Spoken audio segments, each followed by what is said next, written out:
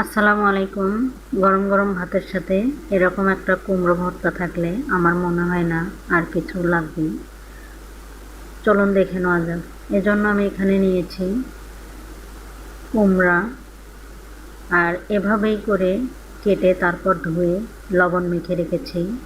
আমি চিকন করে কেটে নিয়েছি, এতে করে তাড়াতাড়ি সিদ্ধ হয়ে যাবে। আপনারা চাইলে একটু মোটা করে কেটে নিতে পারেন।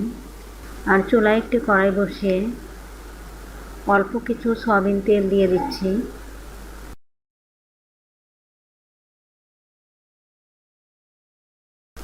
এরপর কেটে রাখা কুমড়োগুলো দিয়ে নাড়াচাড়া করে নিচ্ছি। একেবারে কম আছে কুমড়াগুলো ভেজে নেব, এজন্য ঢাকনা দিয়ে ঢেকে দিচ্ছি। কিছুক্ষণ পর পর ঢাকনা তুলে নাড়াচাড়া করে নিব।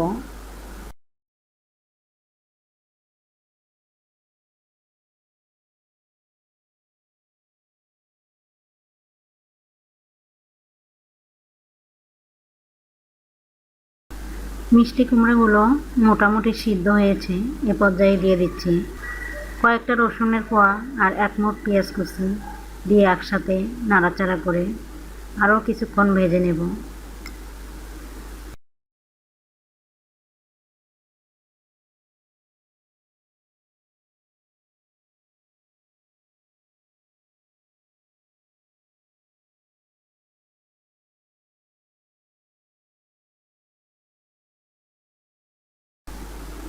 মিষ্টি কুমড়ো সিদ্ধ করতে করতে যদি ফ্যাকাশে হয়ে যায় তাহলে খেতে বেশি ভালো লাগবে না।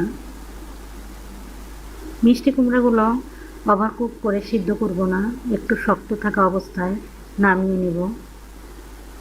দেখুন ভাজা হয়ে গেছে, আর এভাবেই হালকা পুড়ে গেছে, এমন অবস্থায় তুলে নিচ্ছি। এভাবেই করে মিষ্টি কুমড়ো হালকা পুড়ে গেলে ভর্তাটা খেতে বেশি টেস্টি হয়। সবগুলো তোলা হয়ে গেছে, আর ভর্তা তৈরি করব এজন্য কয়েকটা শুকনো মরিচ সাথে কিছুটা লবণ দিয়ে দিচ্ছি। এখন হাত দিয়ে শুকনো মরিচ গুঁড়ো করে নিচ্ছি।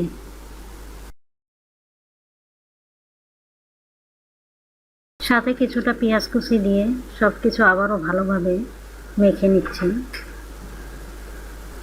আর পরিমাণ মতো সরিষার তেল দিয়ে দিচ্ছি, দিয়ে খুব সুন্দর করে পেঁয়াজ মরিচ আর ধনিয়া পাতা দিয়ে কচলিয়ে কচলিয়ে মেখে নিচ্ছি, যেন পেঁয়াজ থেকে জুস বেরিয়ে আসে। আর গরম ভাতে এটা খেতে খুবই টেস্টি।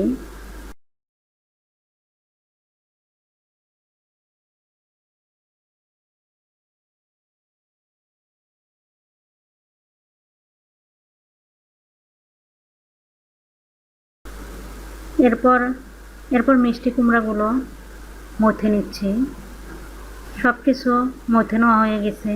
এখন মরিচ পেঁয়াজ সবগুলো একসাথে আলতোভাবে মেখে নিচ্ছি। এখন চটকে চটকে সবগুলো মেখে নিচ্ছি।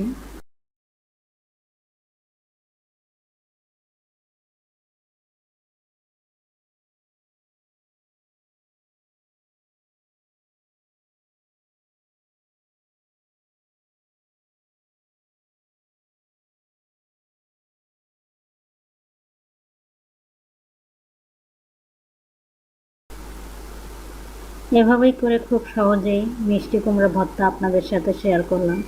আশা করি আপনাদের অনেক ভালো লাগবে। আর এই ভর্তাটা খেতে অসম্ভব মজার হয়েছিল। এই পদ্ধতিতে আপনারা মিষ্টি কুমড়া ভর্তা বানিয়ে খেয়ে দেখবেন, দুর্দান্ত হবে। ভালো লাগলে অবশ্যই লাইক দিয়ে শেয়ার করবেন, কমেন্ট করবেন, সাবস্ক্রাইব করে পাশে থাকবেন। ধন্যবাদ, ভালো থাকবেন।